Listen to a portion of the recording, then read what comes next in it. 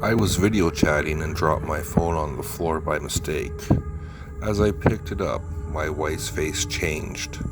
She held her hands to her lips as if saying, "Be quiet," and to my horror she wrote, "There's a man under your bed." The covers are always a safe place in my bed. Everyone's out and I'm home alone. I slip between the covers, try not to think bad thoughts. In complete darkness, I whisper to myself, "Is it stupid that I'm afraid?" "Don't worry, friend, they can't get us in here," it whispers back. I can't move, breathe, speak, or hear. It's so dark all the time. If I knew it would be this lonely, I would have been cremated. Yesterday, my parents told me I was too old for an imaginary friend and that I had to let her go. They found her body this morning. As I rode my bike past her on the deserted road, I couldn't help but wonder what the elderly lady was doing walking all alone at night. I looked at the rearview mirror to check, and I saw her smile at me from the back seat. They say that practicing smiling in front of a mirror makes you feel happier. I wish my reflection would join along. Growing up with cats and dogs, I used to get used to the sound of scratching at my door while I slept. Now that I live alone, it is much more unsettling. When I showed my 4-year-old daughter her photograph for the first time, she shook her head and said, "But Daddy, I look different in the mirror, with black hair, blue eyes, and a tiny mole on the right cheek." She in fact was describing my little sister who had suffocated to death in the attic while we were playing hide and seek one day. You are sleeping soundly in bed when suddenly you are awakened by the sound of a bell jingling. You realize it's the bell on your cat's collar. The jingling stops, so you lay back down and go back to sleep. You're just about to fall asleep when you hear the jingling again. You get out of bed annoyed and begin to walk down the hall to get your cat and put him in bed with you so you can sleep. You stop halfway down the hall and gently clap your hands. "Here, kitty, kitty, come here, come on, kitty," you call out to him, but he doesn't come and the jingling continues. You're about to call out again when you remember that your cat passed away over 3 weeks ago. All of a sudden, you see a small object fly from the darkness in front of you, and it lands in front of your feet. You look down, and you see your cat's collar.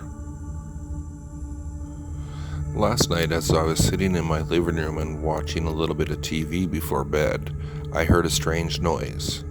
It was a slow, drawn-out scraping across hardwood floor.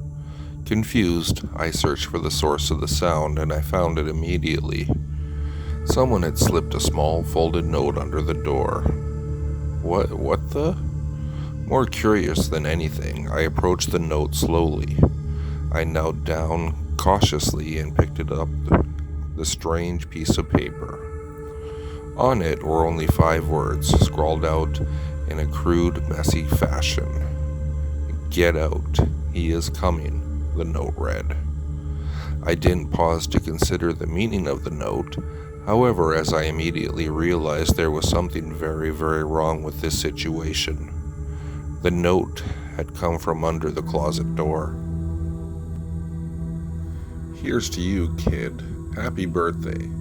You've managed to stay alive all this time, despite our best efforts. You've played the game pretty damn well all these years." "What's that? You didn't know you were playing. You've been playing ever since the day you were born. Every accident you narrowly avoided your entire life, from crib gates left open to forgotten parking brakes and even lightning storms and slips on patches of ice. Every injury waiting to happen, every sudden fatality was our doing. Many have already lost by the time they get to your age. You should consider yourself lucky. Luck being your skill at playing the game." "What's that? How do you win?" Oh, see, you don't, I'm afraid. We get everyone, in the end. It's all a matter of time and luck. Happy hunting.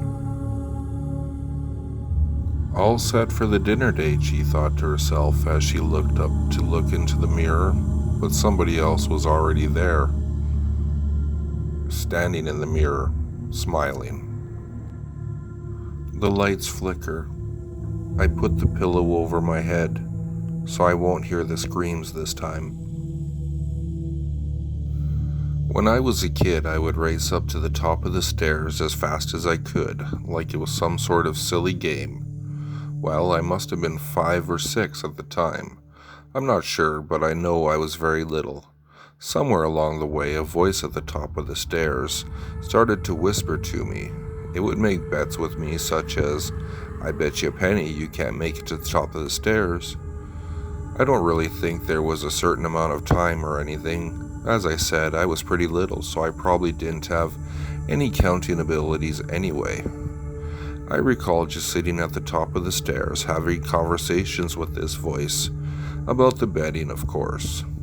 Eventually, the voice, it was like a whisper of a man's voice, not my own in my head, started to bet me my life. Instead of pennies, it would say, "I bet you your life you can't make it up the stairs." As I got older, it stopped. I never really thought about it at all. I never mentioned it to anyone, until one night I was sleeping over at my brother's place, and we were talking about spooky stories.